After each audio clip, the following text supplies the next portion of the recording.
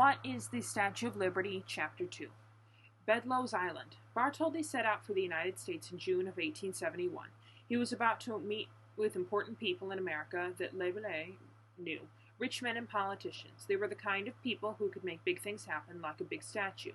As Bartholdi's ship sailed into New York Harbor, he spotted Bedloe's Island. A star-shaped fort stood on the island. All right, Bedloe's is right here. And here's Ellis, Manhattan.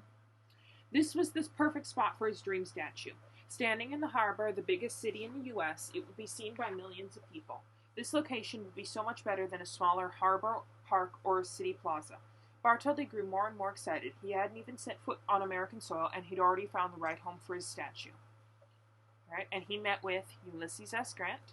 For the next few months, Bartholdi visited I am totally saying this man's name wrong. My French it's awful. But anyway, we're going to pretend I'm saying it right. Meeting friends in cities across the U.S., people welcomed him everywhere he went. He met with the poet Henry Wadsworth Longfellow and Brigham Young, the leader of the Mormon Church.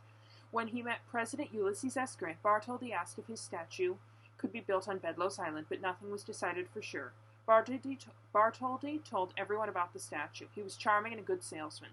Everyone liked him, but that didn't mean they liked his idea. It sounded far-fetched, like a dream that would never come true. Still, his visit did get Americans talking about his statue. When Bartholdi returned to France, he was more enthusiastic than ever. He couldn't stop thinking about Bedloe's Island.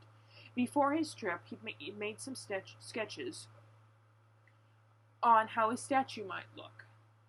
He'd even made some small model statues in terracotta, a kind of clay used in pottery. These looked very much like his Suez lighthouse models.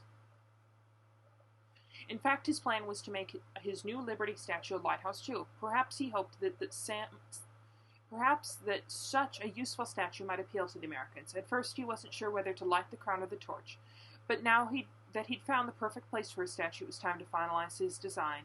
He'd studied how other artists had painted figures and scenes representing the idea of liberty. He looked at old coins stamped with a picture of the Roman goddess Liberatis. He read about a famous ancient statue called the Colossus of Rhodes. He read books about the ancient monuments of Egypt that he so admired. Then he spent the next few months making more clay models. If he could show people exactly what the statue was going to look like, maybe they'd become excited about the project as he was. The Colossus of Rhodes. In ancient times, tourists spread the word about amazing sites they'd visited. The most famous became as the 7 wonders of the ancient world. A statue on the Greek island of Rhodes was one of them. About 100 feet tall, it was a colossus, a very tall statue. It was designed in the shape of a Greek sun god, Helios. It was made of iron and bronze, and its legs were filled with stones for support. It probably held a torch or a lamp in one hand, and a spear in the other hand, and stood at the entrance to a harbor. Some old drawings showed the god statue standing with legs spread wide so that ships could sail between them. An earthquake destroyed the Colossus in 226 BC. BC means before Christ was born. So today no one is sure exactly what it looked like.